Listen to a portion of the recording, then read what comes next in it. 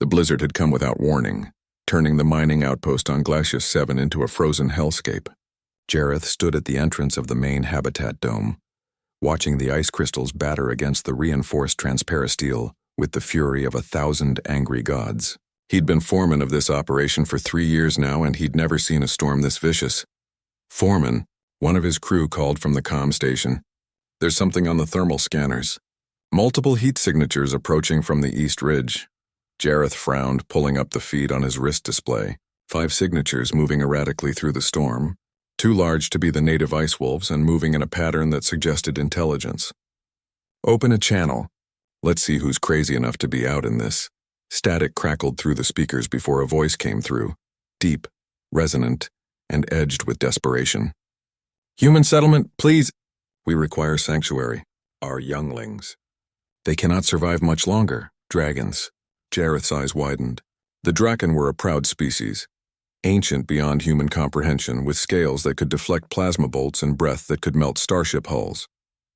They were warriors, scholars, and they never asked for help. "Open the secondary airlock," Jareth ordered, already moving toward the entrance. "And get medical ready.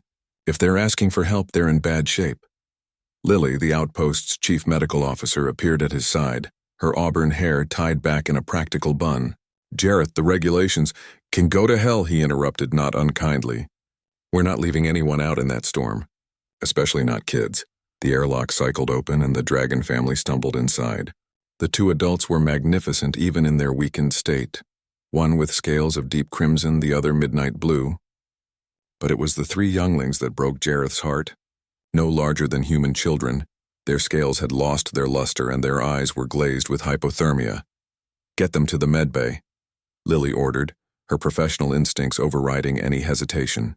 "I need thermal blankets and heated IV fluids. Move." The Crimson Dragon, clearly the father, collapsed to his knees. "We thank you, human. Our pride. It means nothing if our children perish." Jareth helped support the massive creature, feeling the tremors running through scaled muscles. "Save your strength. We'll sort out the rest later." The next hours were a blur of activity. Lily worked tirelessly, adapting human medical equipment for draconic physiology. The habitat's heating system was pushed to its limits, and the crew donated their own thermal gear to help warm the younglings. Jareth found himself sitting beside the smallest of the dragon children, a little female with scales that shimmered between silver and gold. "What's her name?" he asked the mother, the midnight blue dragon who refused to leave her daughter's side. "Starfire," she replied, her voice carrying harmonics that made the air vibrate. "In our tongue it means hope in darkness." "It's beautiful," Jareth said softly, adjusting another heating blanket around the small form. Lily approached, exhaustion evident in her features but satisfaction in her eyes. "They're going to make it. All of them.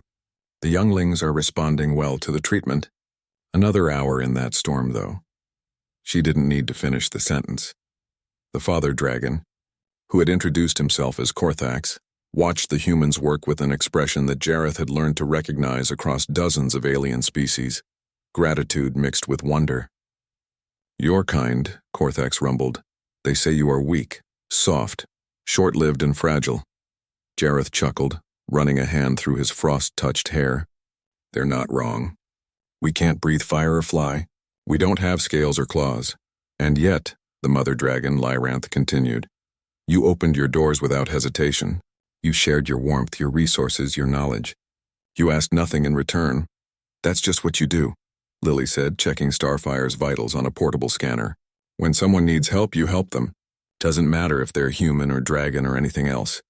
Korthax and Lyranth exchanged a look that seemed to carry entire conversations. Finally, Korthax spoke, his voice formal and weighted with significance. "In the old ways, when a Draken family is saved from certain death, a life debt is formed. It cannot be broken. It passes through generations." "That's not necessary," Jareth began, but the dragon raised a clawed hand. "It is not a burden, human Foreman. It is an honor. From this day forward, House Korthax is bound to you, Jareth of Earth, and to your companion, Lily of Healing Hands."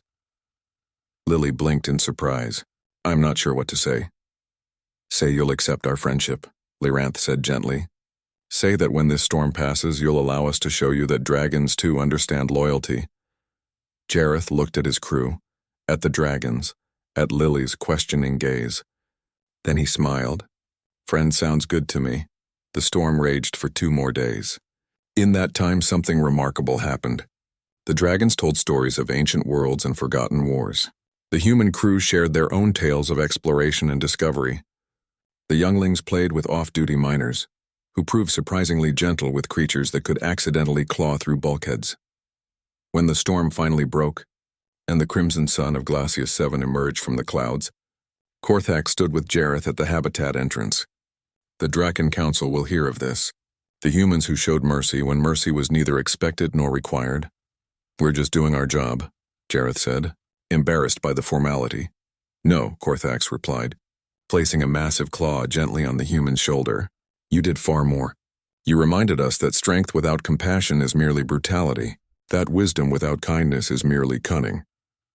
As the dragon family took flight, their scales gleaming in the weak sunlight, little starfires circled back once, calling out in the dragon's musical language. Lily, who had been studying their linguistics, translated softly.